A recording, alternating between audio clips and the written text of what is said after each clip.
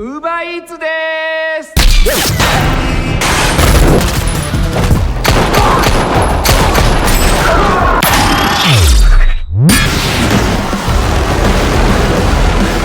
Seorang pria muda yang hobi berlama-lama di klub dan menyukai cewek-cewek cosplay ternyata diam-diam memiliki pekerjaan membahayakan yang dia sembunyikan. Namun berkat ketangkasannya dalam bela diri dan menembak, dia mampu menyelamatkan satu kota dari ancaman eksperimen berbahaya. Inilah dia, City Hunter. Film ini dibuka dengan suasana distrik Shinjuku, Tokyo yang kacau. Berita nasional menyorot serangkaian kejadian aneh yang sulit dijelaskan. Berbagai insiden yang dilaporkan membuat banyak orang bertanya-tanya tentang apa yang sebenarnya sedang terjadi. Bayangkan saja, beberapa kelompok anak muda tiba-tiba berubah menjadi sangat agresif, menghancurkan segala yang ada di sekitarnya tanpa alasan yang jelas. Dan yang lebih aneh, beberapa dari mereka bahkan memanjat gedung-gedung tinggi, melompat dari ketinggian hingga 20 meter, tetapi bukannya terluka, mereka justru bisa bangkit dan melarikan diri. Dan fenomena ini membuat pihak berwenang kesulitan mendapatkan petunjuk atas jawaban yang pasti.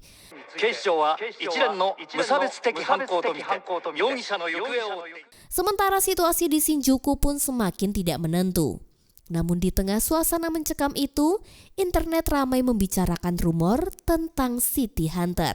Konon, mereka sangat tangguh dan selalu hadir di saat-saat genting. Dan cara berkomunikasi mereka cukup unik. Orang-orang yang membutuhkan jasanya cukup meninggalkan pesan di sebuah papan bertuliskan XYZ. Tak peduli seberapa rumit kasusnya, City Hunter akan turun dan menyelesaikannya.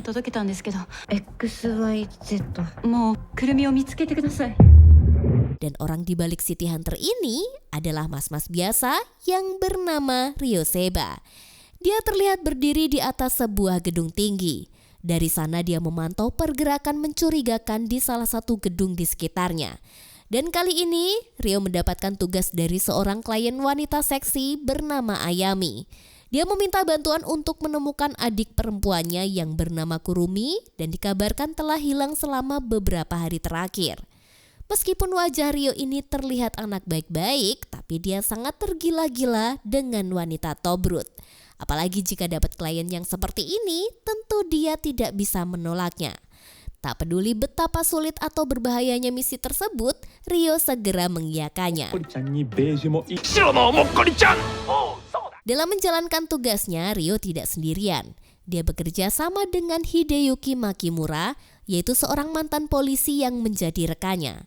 Kombinasi kemampuan Makimura yang penuh perhitungan dan keahlian bela diri Ryo yang luar biasa membuat mereka menjadi tim yang tidak terkalahkan.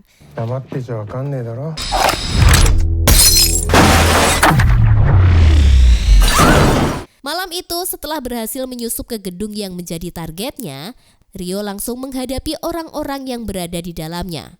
Dengan kemampuan bela diri yang luar biasa, dia melumpuhkan mereka satu persatu tanpa kesulitan berarti.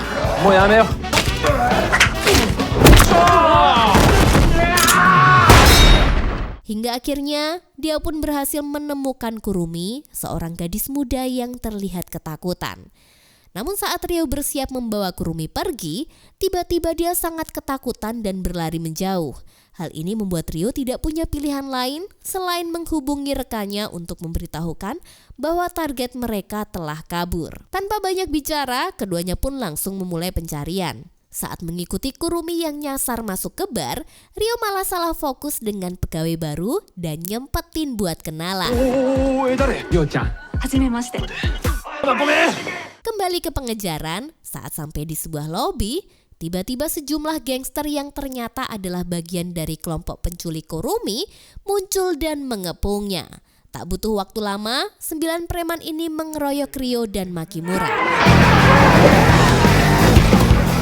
Meskipun Makimura tidak memiliki kemampuan bela diri sehebat Ryo, Makimura ikut menghabisi lawan. Di sisi lain, Ryo menghadapi para penyerang dengan gaya khasnya. Dia dengan cekatan melumpuhkan lawannya satu persatu. Sementara itu, Kurumi yang melihat situasi ini memanfaatkannya untuk mencoba kabur. Namun gerak-geriknya terdengar saat dia menyenggol botol kawa-kawa. Menyadari Kurumi mencoba melarikan diri lagi, mereka berdua segera berusaha menghentikannya. Anehnya, Kurumi yang seorang gadis remaja bisa dengan lancar memanjat pinggir gedung. Ryo yang berusaha mengejar malah terpeleset dan masuk ke kamar pasangan yang sedang indahoy.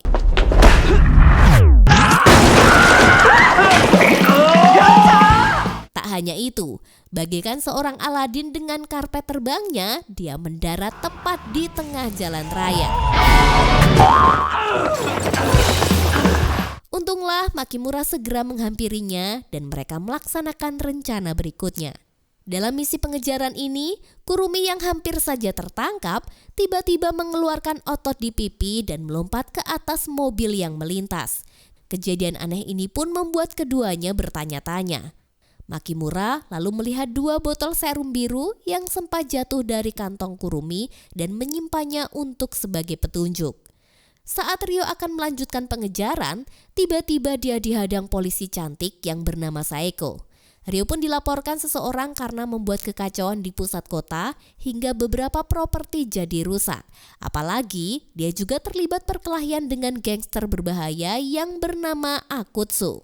Untunglah mereka sebenarnya sudah saling kenal. Jadi Ryo hanya dapat teguran saja agar tidak membuat suasana kota tambah kacau.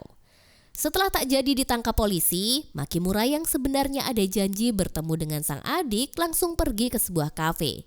Dalam perjalanannya, mereka mengobrol siapa sih sosok Kurumi ini. Kenapa ketika dia akan diselamatkan malah berusaha kabur. Makimura lalu mencari sosmednya dan menemukan ternyata Kurumi adalah seorang cosplayer kostum yang sangat seksi. Followersnya sampai 30 ribuan. Awalnya Ryo meremehkan jika dia tidak suka anak remaja.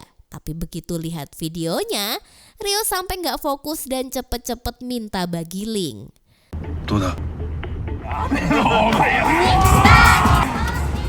Sesampainya di kafe, adiknya yang bernama Kaori sedang berulang tahun di hari itu. Sebagai kakak yang baik, Makimura ingin mentraktir sekaligus memberitahu rahasia yang selama ini dia simpan. Namun tiba-tiba, sebuah truk dengan kecepatan tinggi menabrak langsung ke sebuah restoran.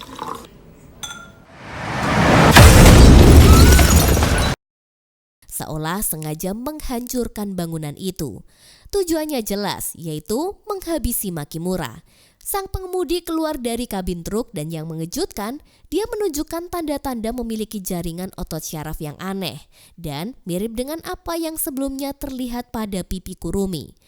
Menyadari Makimura masih hidup, pria itu mendekatinya dengan niat menghabisinya secara langsung. Di tempat lain, Ryo tiba-tiba merasakan firasat buruk. Dia segera kembali ke restoran dan mendapatkan pemandangan mengerikan. Sebuah truk itu telah menghancurkan restoran tempat Makimura berada. Saat dia mendekat, dia melihat Makimura sudah terluka parah. Sebelum menutup matanya untuk terakhir kali, dia pun dengan susah payah menyerahkan 2 sampel cairan misterius kepada Ryo sambil berpesan.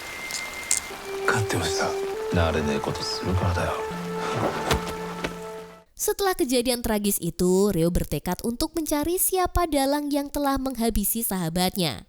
Di sisi lain, Saeko yang seorang polisi terlibat dalam penyelidikan kasus aneh ini. Dia pun segera memeriksa rekaman CCTV di resto itu. Dari rekaman itu, Saeko melihat Makimura menyerahkan sesuatu kepada Ryo sebelum meninggal. Saeko mulai menyadari pola dari kasus-kasus yang terjadi belakangan ini sama seperti insiden sebelumnya. Ada keterlibatan kelompok orang dengan kekuatan fisik luar biasa dan perilaku yang tidak terkendali. Dia pun menduga bahwa semua ini mungkin terkait dengan obat tertentu, tetapi siapa dalangnya dan apa tujuannya masih menjadi misteri besar. Kaori tak mampu menyembunyikan rasa dukanya setelah kehilangan sang kakak. Kesedihan itu pun berubah menjadi tekad.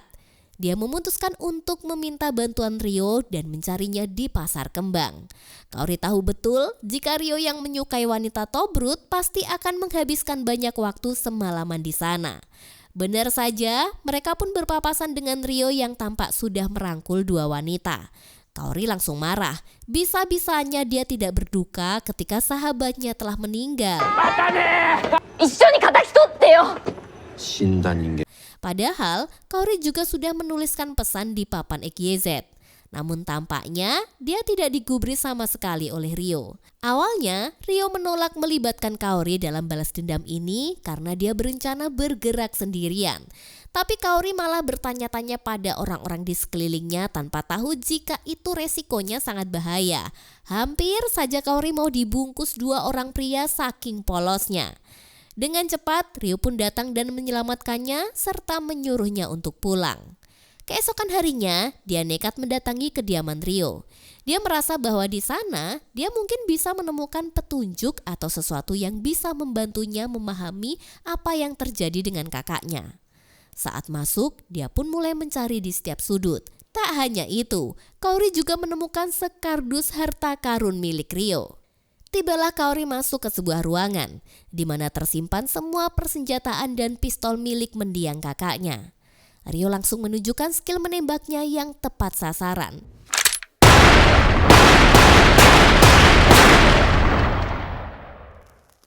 Dia meminta Kaori tidak usah ikut campur ke dalam dunia kakaknya agar dia tetap bisa selamat.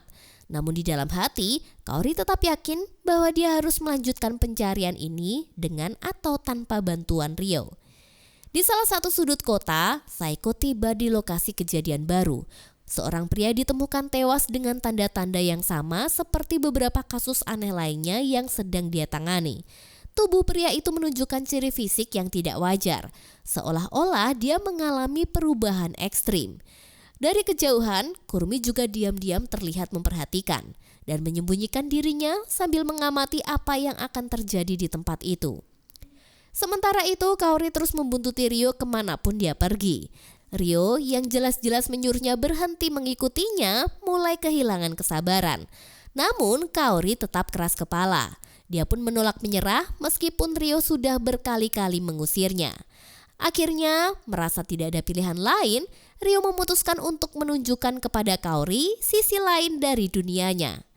Ryo yang dikenal sebagai agen rahasia legendaris ternyata memiliki sisi lain yang tidak diketahui banyak orang. Dia juga seorang penari mopori yang sangat populer di kalangan. Kaori yang syok hanya bisa merem saja ketika Ryo naik ke panggung.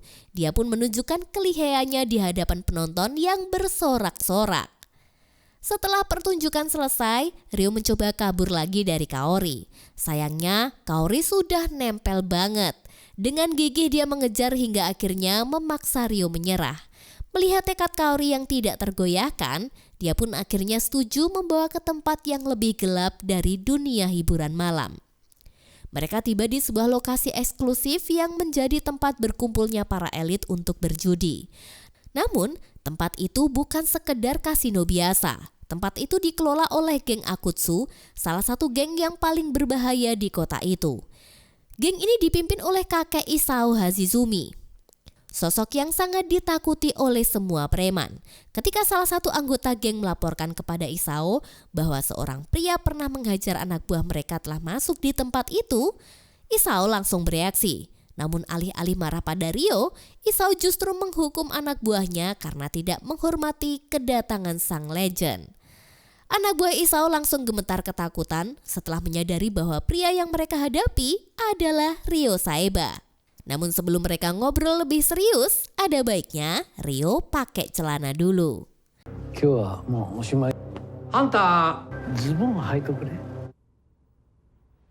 Mereka lalu masuk ke pembicaraan yang serius.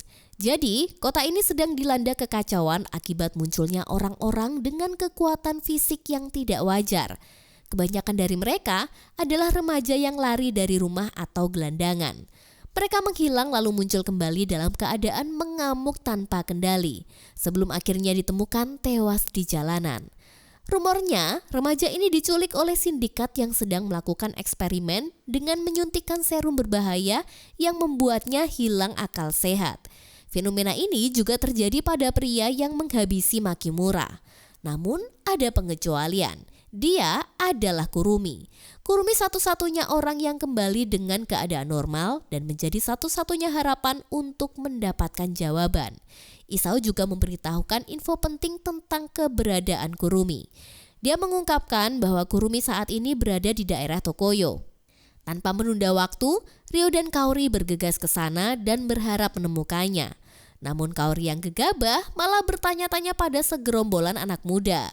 Mereka pun mencoba menyembunyikan keberadaannya. Namun tiba-tiba dari belakang muncullah Kurumi dengan wajah sangat kelelahan. Ryo mengambil kesempatan ini untuk mengejar, tapi Kurumi masuk ke kerumunan orang yang menari dalam klub. Tiba-tiba Kaori sudah akan ditembak seseorang yang juga mencarinya. Dengan cepat, Ryo menunjukkan skill menembaknya hanya dengan sekali bidikan.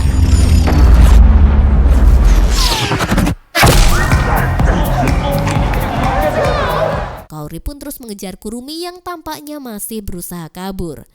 Namun, di tengah pelariannya, Kurumi tiba-tiba jatuh pingsan karena kelelahan setelah semua kejadian yang menimpanya. Beberapa saat kemudian, Kurumi tersadar dan mendapati dirinya berada di tempat Ryo. Dengan keadaan panik, dia mencoba melarikan diri. Tetapi Ryo menghentikannya. Ryo lalu bilang jika misinya telah berhasil dan akan segera mengantarkannya pada sang kakak berdada gemoy. Kurumi tampak bingung karena sesungguhnya dia tidak punya kakak dan tinggal sendirian di kota itu. Mendengar pengakuannya, Ryo pun langsung kesal. Dia menyadari bahwa dirinya telah dibohongi oleh si tante seksi bernama Ayami. Untuk memperjelas situasi, Ryo mengeluarkan barang yang sempat dijatuhkan Kurumi saat dia mengejarnya. Melihat benda itu, Kurumi pun akhirnya bercerita. Dia bilang bahwa temannya yang bernama Kento tiba-tiba menghilang. Dalam upaya mencarinya, Kurumi malah ditangkap dan disuntikkan cairan oleh orang-orang misterius. Ketika dia sadar, dia hanya bisa kabur sambil membawa barang itu sebagai bukti. Namun karena terlalu takut untuk melapor, dia memilih bersembunyi dari semua orang. Mendengar cerita itu, Ryo akhirnya memutuskan untuk membantu. Dia berkata kepada Kurumi supaya tinggal sementara waktu di rumahnya. Di tempat tersembunyi, dua orang yang gagal menangkap Kurumi meminta kesempatan kedua kepada bos mereka. Dengan ancaman tegas, sang bos memperingatkan mereka untuk membawa potongan terakhir atau menghadapi kematian dengan satu tombol di tangannya.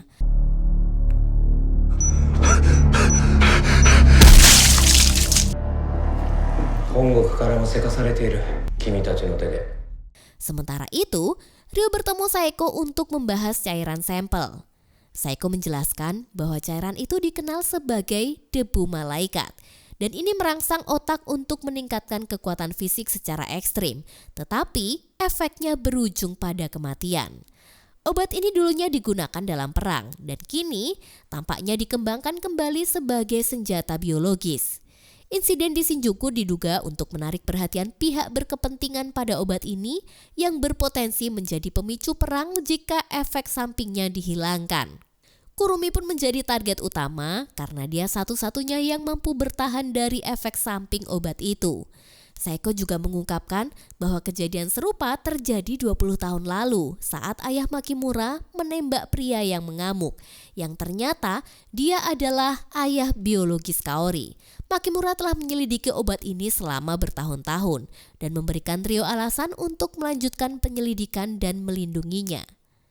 Ryo pun kembali ke rumah dengan kaget dan melihat pemandangan indah di rumahnya, di mana Kurumi mengenakan kostum cosplay sambil live streaming. Nanda?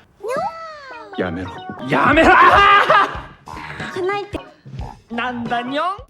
Di sini Kurumi berusaha membujuk Ryo untuk melindunginya karena ternyata dia diundang menghadiri acara brand kosmetik terkenal bernama Lore, di mana dia berkesempatan menjadi brand ambasadornya. Meskipun tergoda dan lirik-lirik dikit, Ryo tetap melarang Kurumi keluar karena ancaman orang-orang jahat yang mengincarnya. Kaori pun tidak tinggal diam. Dia ikut membujuk Ryo dan meyakinkan bahwa ini adalah kesempatan besar untuk Kurumi. Dan ia akan membantu menjaga Kurumi selama acara. Kurumi dengan tekad yang kuat bilang bahwa dia akan tetap pergi meskipun harus mempertaruhkan nyawanya. Karena menjadi brand ambasador adalah cita-cita besarnya. Akhirnya Ryo menyerah dengan permintaan dua wanita ini. Dia pun akhirnya setuju untuk melindungi meskipun tetap waspada terhadap bahaya yang mungkin datang. Di acara peluncuran produk baru Lore, Suki no Seta, pemimpin perusahaan, sedang diwawancarai oleh media. Banyak yang memujinya atas konsep acara ini yang katanya merepresentasikan filosofi perusahaan tentang harmoni dengan alam. Dia bahkan sengaja mengundang cosplayer anime untuk menampilkan karakter yang sejalan dengan tema itu. Rio juga terlihat menikmati suasana, terutama karena bisa bertemu dengan banyak gadis-gadis Mokori favoritnya. Setelah itu, Kurumi yang menggunakan nama panggung Milky mengucapkan terima kasih kepadanya karena telah melindungi hingga bisa hadir di acara ini. Bahkan Kaori ikut mengenakan kostum anime sesuai rencana Rio untuk membantu mereka. Sukino yang ternyata penggemar berat Milky menyempatkan diri untuk menyapa Kurumi. Rio tidak mau ketinggalan. Dengan gaya kepedeannya, dia memperkenalkan diri kepada Sukino sebagai manajer Kurumi. Pokoknya kalau berurusan dengan cewek-cewek cantik, Rio langsung jadi nomor 1. Saat acara dimulai, semuanya terlihat berjalan lancar. Namun, di balik keramaian itu, 2 anggota dari sindikat bernama Union menyusup ke lokasi dan membawa senjata. Ketika Kurumi sedang menari di atas panggung, Rio menyadari bahaya yang mengintai. Meski berpura-pura mencegah fotografer mengambil gambar seksi Kurumi, dia sebenarnya memantau situasi dan mendeteksi salah satu anggota Union yang mencoba menembak Kurumi.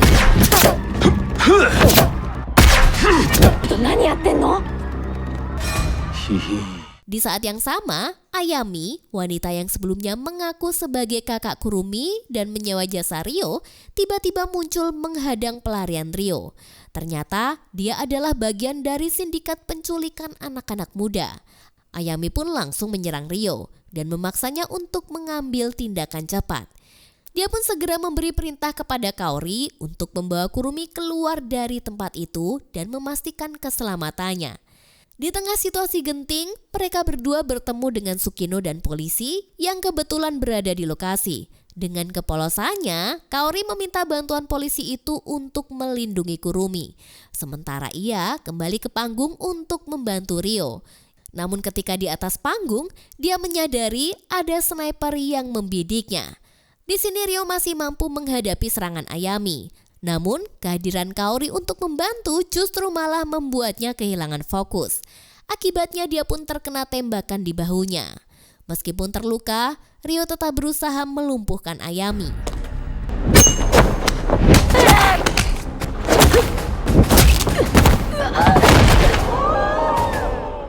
Ketika Ayami mencoba kabur, Rio dengan cekatan berhasil menusukkan peluru bius ke tubuh Ayami dan membuatnya pingsan. Dan karena kebetulan adegan itu dilaksanakan di atas panggung, orang-orang yang menonton bertepuk tangan dan mengira jika itu adalah bagian dari pertunjukan. Rio pun segera bertanya kepada Kaori tentang di mana keberadaan Kurumi. Kaori menjelaskan bahwa dia telah menitipkan Kurumi kepada seorang polisi untuk perlindungan. Namun, dia lupa menanyakan nama polisi itu. Saat Saeko tiba di lokasi, dia merasa curiga dan bertanya, apakah Kaori yakin polisi itu benar-benar dapat dipercaya? Di sini Kaori meyakinkan Saeko, meskipun dia sebenarnya menyadari keteledorannya dalam memastikan identitas si polisi itu. Saeko pun memutuskan membawa Ayami ke kantor polisi untuk diinterogasi. Namun karena dia tergabung dengan sindikat Union, posisinya yang sudah tertangkap bisa menggagalkan misi besar mereka. Demi membungkam semua info, tubuh Ayami yang sudah dipasangi chip mendadak mengejang dan meledak hingga mengakhiri nyawanya. Situasi ini pun membuat penyelidikan semakin rumit. Di tempat terpencil, polisi menyerahkan Kurumi kepada pemimpin Union dengan imbalan uang besar. Ternyata, di balik semua ini, dia memanfaatkan statusnya sebagai polisi untuk membantu mereka. Namun setelah dapat apa yang dia mau, ternyata pihak Union mengkhianatinya dan meledakkan bom tersembunyi di dalam koper. Sementara itu, Rio mendapatkan kabar dari Saeko bahwa Ayami tewas dalam perjalanan akibat chip yang mematikan di lehernya. Namun sebelum meninggal, Ayami sempat menyebutkan kata Union. Di sisi lain, Kaori merasa bersalah atas kekacauan yang terjadi dan meminta maaf kepada Rio. Namun Rio tidak mempermasalahkan. Dia telah berjanji kepada Makimura untuk melindunginya. Selanjutnya mereka pun pergi mencari keberadaan Kurumi. Di laboratorium rahasia, Kurumi terbangun dan mengetahui bahwa tempat itu adalah pusat penelitian obat terlarang. Sukino ternyata bekerja sama dengan Union dan menggunakan darah Kurumi untuk menyempurnakan obatnya. Namun, seorang petinggi bernama Ando yang sangat ambisius mengkhianati Sukino setelah obat sempurna tercipta.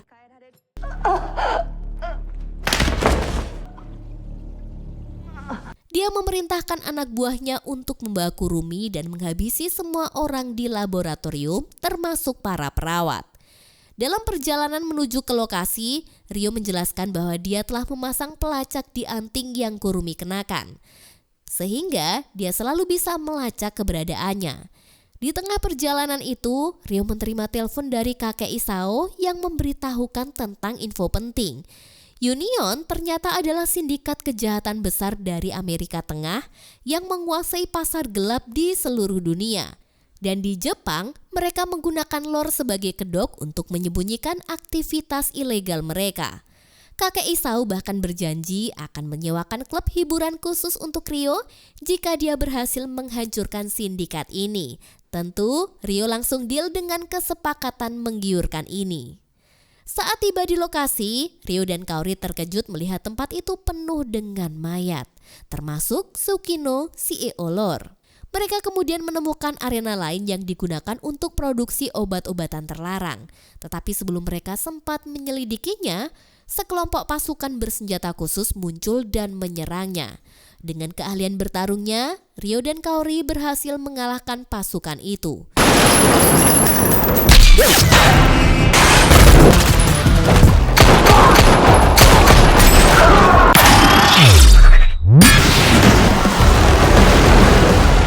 Namun tiba-tiba Ando muncul kembali dan membawa Kurumi sebagai sandera. Dia mencoba membujuk Ryo untuk bergabung dengan Union dan memuji kemampuan Ryo yang luar biasa dan meyakinkan bahwa para pemimpin Union akan menyambutnya dengan tangan terbuka. Namun Ryo sama sekali tidak tergoda. Baginya, satu-satunya alasan dia ada di sini adalah untuk membalaskan kematian sahabatnya. Ando kemudian menekan tombol perintah dan membangkitkan seseorang yang telah berubah menjadi monster akibat obat eksperimen. Ryo meminta Kaori untuk mengejar Ando dan menyelamatkan Kurumi yang berusaha kabur dengan helikopter. Sementara itu, Ryo bersiap menghadapi manusia monster itu sendirian. Di sini Kurumi diikat dan diperlakukan seperti peliharaan. Untungnya, Kaori berhasil mengikuti Ando. Dalam percakapan mereka, Ando mengungkapkan fakta bahwa ayahnya dulu adalah anggota Union yang dihukum karena ingin keluar demi melindungi Kaori yang akan lahir. Ayahnya dijadikan subjek eksperimen obat, lalu ditembak mati oleh ayah tiri Kaori yang seorang polisi. Sementara itu, Ryo mengalahkan si monster dengan memasukkan granat ke mulutnya dan meledakkannya. Setelah Saeko tiba dengan timnya, Ryo menuju ruangan Ando dan menghancurkan pelindung kaca.